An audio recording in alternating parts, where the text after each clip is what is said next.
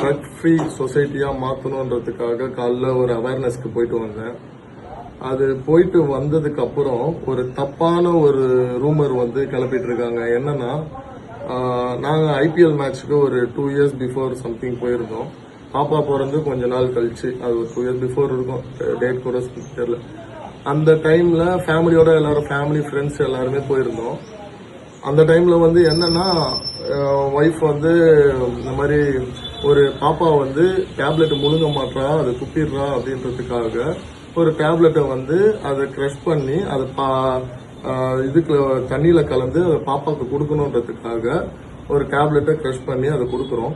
IPL match ஸ்டேடியம்ல அவ்வளோ கூட்டம், அவ்வளோ கும்பல், அவ்வளோ போலீஸ் ப்ரொடெக்ஷன், அவ்வளோ பேர் என் பேக்ல ஃப்ரண்ட்ல எல்லாருமே இருக்கிறாங்க. அந்த இருக்கிற டைம்ல பாப்பாவுக்கு ஃபீட் பண்றதுக்கு எங்க வீட்டுல இருந்து கிளம்பி போகும்போது அதை நம்ம க்ரஷ் பண்ணிட்டு இருக்கோம். அதை வந்து க்ரஷ் பண்ற டைம் அதை எடுத்து இப்போ ட்ரக்னு சொல்லிட்டு தப்பான ஒரு வீடியோ வந்து வைரல் பண்ணிட்டு இருக்காங்க. இது ரொம்ப மனசுக்கு கஷ்டமான ஒரு சூழ்நிலையா இருக்கு. ஸோ இந்த மாதிரிலாம் ப்ளீஸ் பண்ணாதீங்க, தயவு செஞ்சு அவாய்ட் பண்ணிக்கோங்க. அது ஐபிஎல் நடக்கிற இடம், அவ்வளோ போலீஸ் ப்ரொடெக்ஷன், அவ்வளோ ஃபேமிலி பீப்புள்ஸ் ஃப்ரெண்ட்ஸ்ல இதெல்லாம் இருக்காங்க. இது ஈஸியான விஷயம் கிடையாது அதை தப்பா பேசுறதுக்கு. அதையும் வந்து தப்பா போட்டுட்டு இருக்காங்க.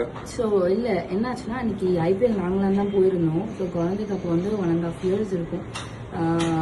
அப்போ நான் அவளுக்கு ஃபீட் பண்ணிட்டு இருந்தேன். ஸோ அன்னைக்கு வந்து என்னாச்சுன்னா, அவளுக்கு கொஞ்சம் முடியல. அதனால பிஃபோர் ஃபீடிங் இல்லை பிஃபோர் ஃபுட் வந்து அவளுக்கு அந்த டேப்லெட் வந்து க்ரஷ் பண்ணி கொடுக்க சொல்லியிருந்தார் டாக்டர். ஸோ அந்த டேப்லெட் வந்து நான் தான் இவரை க்ரஷ் பண்ணி கொடுக்க சொன்னேன். ஸோ அந்த டைமில் அது வீடியோ எடுத்திருக்காங்க போல். பட் இந்த டைமில் அது வெளியே வந்திருக்கு.